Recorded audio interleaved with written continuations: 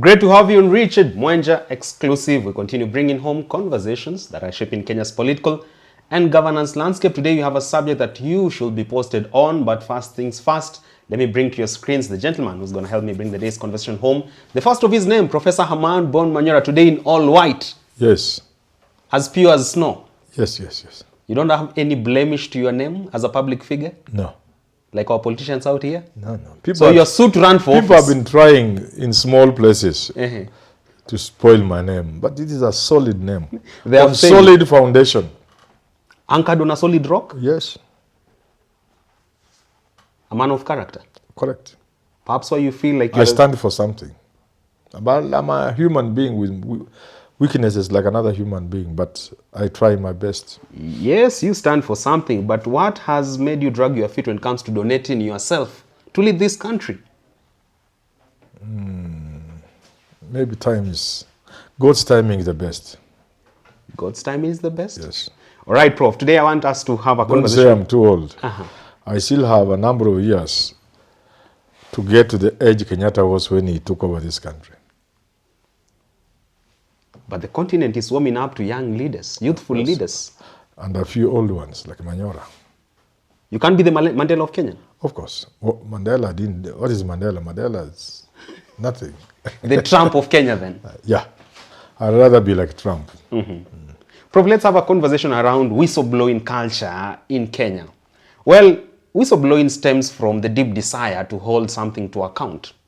But this far, when you see people like Senator Cherargei saying Murkomen is one of the most incompetent state officers, they should be sacked.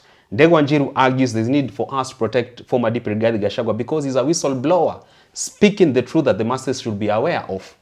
Prof, how then do you draw the line between political witch hunt and really playing the oversight role? When you talk of Cherargei and Murkomen, Ndegwa talking about Gachagua, that's just politics. It has nothing to do with whistleblowing. It's just politics. Not really Cherargei being a patriot at heart. That no, when it comes to finances of Nandi County. Just politics. Cherargei wants space in Nandi County. There are those who are there and they enjoy the support of Murkomen. It's nothing. It's no whistleblowing there. That's just cheap politics. Cheap politics? Yeah.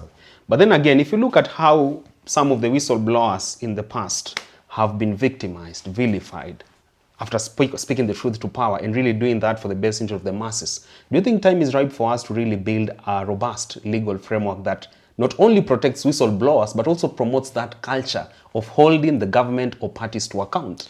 We already have something in place. But you are right, we need to strengthen our laws. Those which are there are strengthened, and we also need to create the necessary infrastructure. The necessary institutional support for whistleblowers. It's not just the law. You saw how the Hague, how ICC protected witnesses. Really protection. We need to do something similar to that. But beyond that, the more productive thing will be for Kenyans to speak out whenever they see evil. And it's already happening. But once you do so, and I'm addressing young people, you must also know there are risks. You have alluded to the fact that there are those who have done it and are paid for it. The most sad bit, the sad one is of that Maasai man at the treasury. I've forgotten his name, who went on to die a very painful death later, miserable, and then so on and so forth. So, when you speak truth to power, when you look at power in the eye, there are always consequences. There are always consequences. But the hope is today's world makes it easier for people to whistleblow. For people to call out people who are messing the country. For people to leak information. For people to alert the public. For people to share evil that is going on in some corners of this country, in some departments, some ministries, in some institutions. And for the media to pick up such. So there is hope.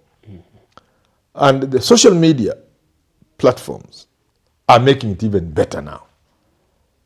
So there's a lot of hope that going forward, we will be getting to know the evil that people do in this country and hopefully stop what they are doing. Prof, do you somewhat blame our government for not really offering the much needed protection to whistleblowers, in the sense that oftentimes we are seeing non-state actors, and most of them are foreign NGOs, really even giving home to these people who really blew the whistle on the mess in the country? They're the ones giving them protection. Have we failed on that particular front? You see, government is one big infrastructure. It is a complex web. And all evil springs from that web. So in short, you can say government is responsible for all the mess. How then can they protect people who are pointing out that the mess created by government? It's not right to say that this foreign NGO is now paying protection to these people. They are playing our role. They are also doing their own work. They are also doing their own business. Not out of the heart of a good Samaritan. So because you ask, why can government protect whistleblowers? It is left to NGOs, mainly foreign NGOs. Before we talk about NGOs, I'm saying government cannot protect people who are pointing out at ills,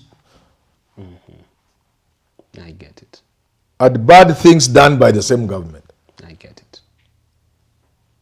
If it is theft and the plunder of our resources, it's done by government. And government is a complex thing.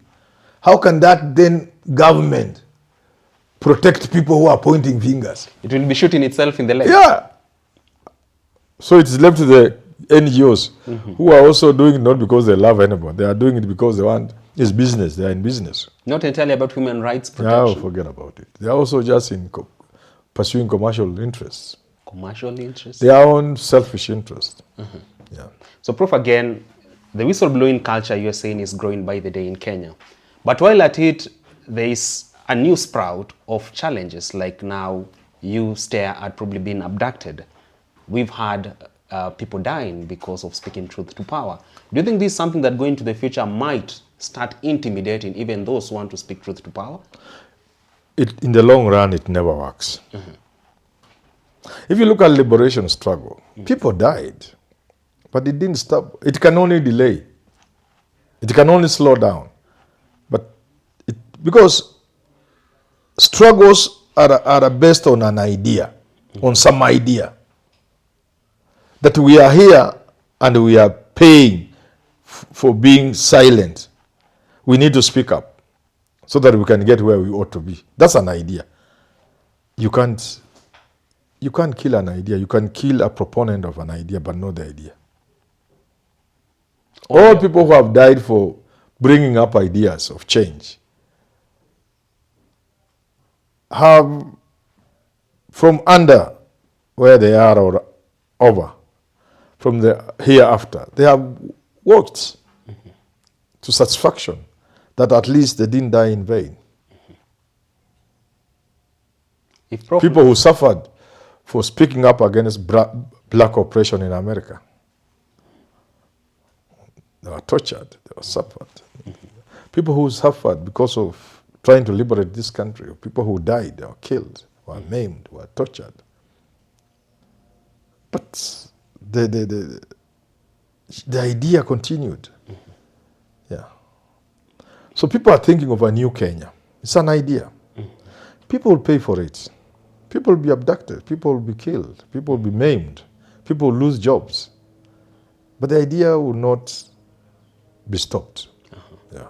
So, Prof, in as far as probably taming or silencing whistleblowing culture is concerned, what is the place of money in Kenya's context? You see, we live in a country where we have elevated money to, I don't know, I can't explain.